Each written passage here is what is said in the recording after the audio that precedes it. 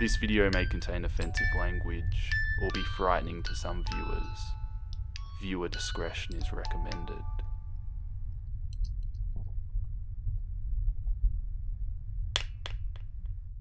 I've got a cool creepypasta I'm going to share with you guys in just a minute, but first, I wanted to take a moment to just say thank you for all the support you guys have been showing me, just all the positivity. It's been pretty crazy. I feel like my channel has grown so much over the past few years. It's been a long journey, but just thinking back to when I started, I don't know if anyone's still around from then, but it's just grown so much, and I really appreciate you guys who have stuck around and who enjoy watching these videos. Without that, I wouldn't still be doing this.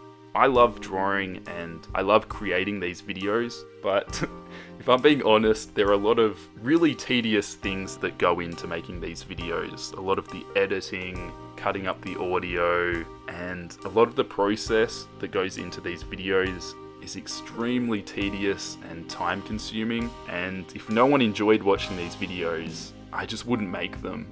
I'd still draw because I'm really passionate about that. I'd probably make one video a month or something like that. So without you guys, my channel wouldn't be here, pretty much. So thank you guys so much for sticking around and supporting it. I've got heaps more videos planned in the future, so I hope you stick around. But with that being said, let's jump into the story.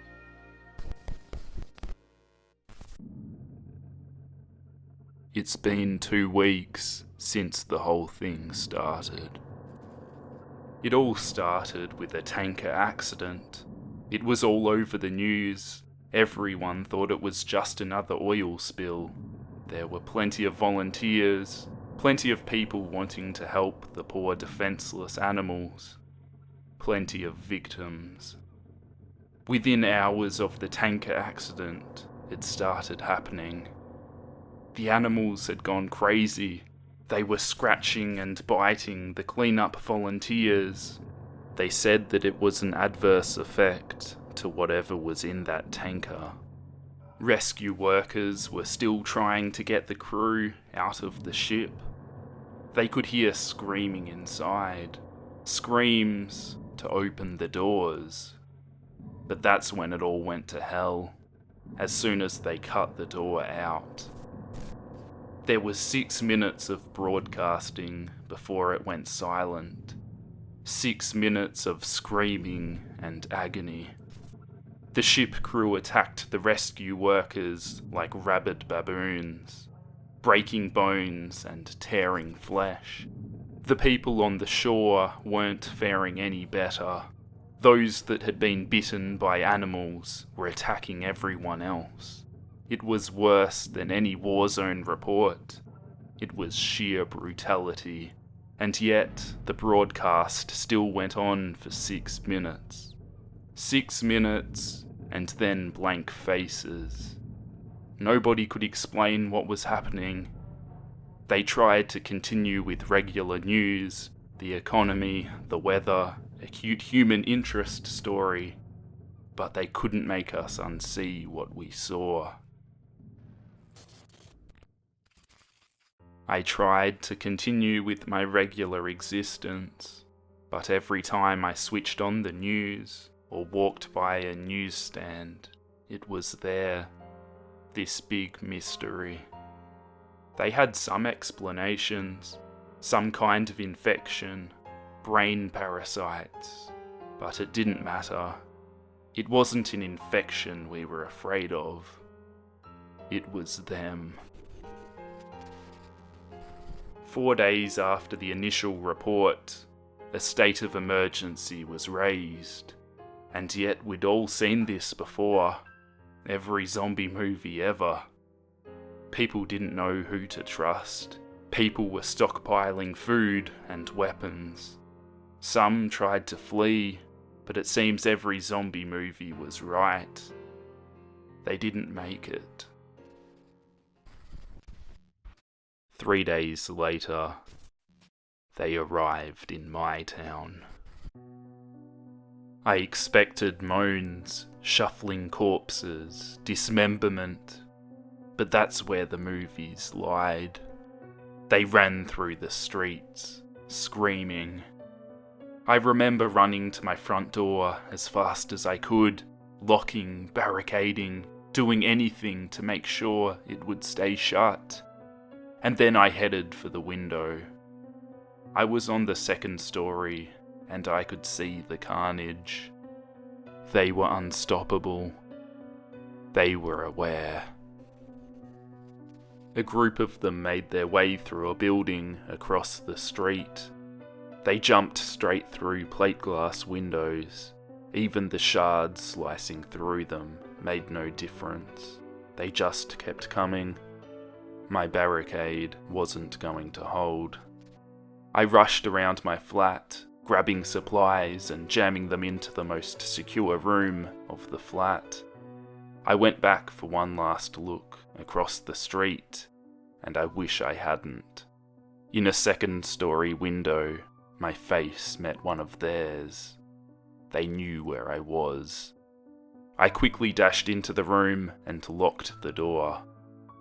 I don't have any kind of panic room or a secure basement, so the safest place I could think of was my bathroom. No windows, one door with a lock.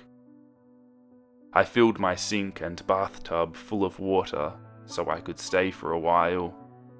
So I sat there in the dark room with the distant screams in my ears.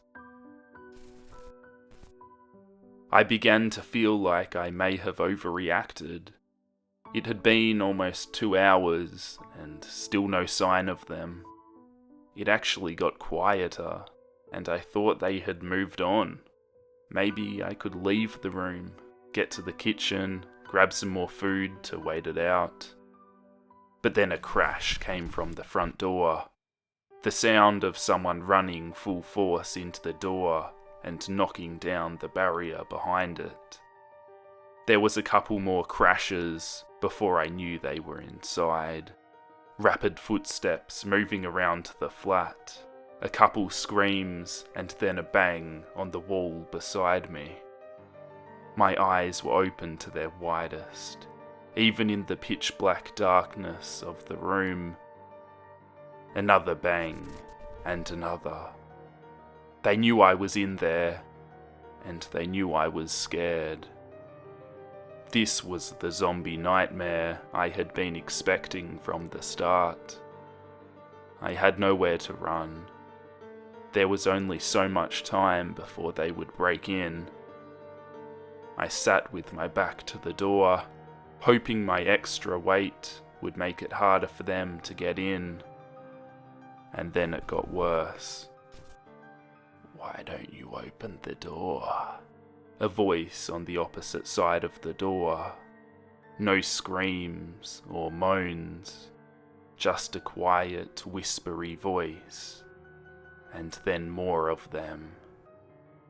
"We've come for you. You'll be happier if you open the door.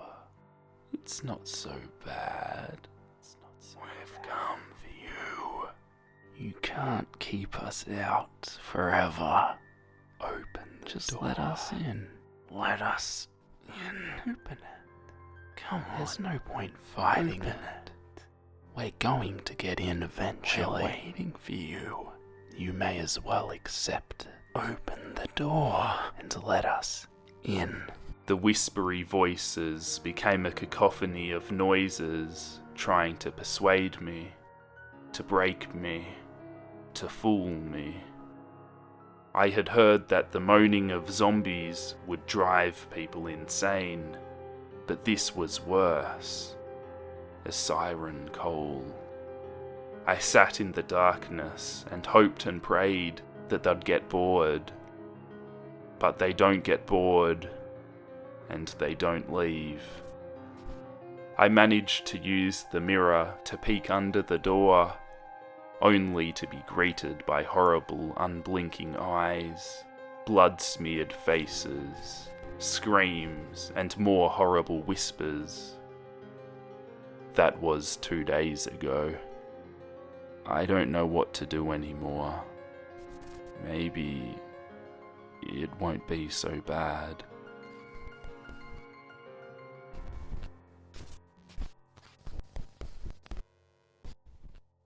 call me the puppeteer. My fingers are thin and my hands are stained with my tears. For the puppets I steer, with my strings and my dreams. It took me only a minute to lose every sense of my touch. My nerve system had been crushed under the hand of this man,